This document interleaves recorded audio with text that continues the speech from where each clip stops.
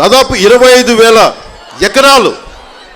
మేము ఒక్కొక్కరితో మాట్లాడుతూ ఉంటే 25,000 ఎకరాలు క్యాచ్మెంట్ ఏరియా ఉన్న ఏలేరు రిజర్వాయర్కి సంబంధించి 24 టీఎంసీల నీళ్లు, అంత కెపాసిటీ ఉంది ఇక్కడ. ఈ రోజు వరకు ఇంతమంది ముఖ్యమంత్రులు వచ్చారు.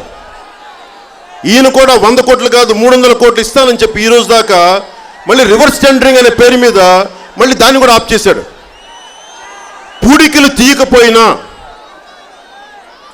దానికి డ్రైనేజ్ పొలాల్లో పంపిన నీళ్లు మళ్ళీ సరఫరా చేసే కాలువలోనే మళ్ళీ పంపిస్తే ప్యారలల్గా ఇంకో కాలువ కట్టకపోతే మురుగునీరు అయిపోయేది. ఎక్కడికక్కడ గొల్లప్రోల్లో ఉండే గ్రామాలన్నింటిలోకి అది తిరిగి మురుగునీరు వచ్చేసి చెరువుల్లోకి వచ్చేసి తాగునీరు కూడా కలుషితం అయిపోతా ఉంది. ఎక్కడైతే మనకి చిన్న చిన్న లోతట్టు ప్రాంతాలు ఉన్నాయో అక్కడ కూడా నీళ్ళు అయిపోయి పిల్లలు కూడా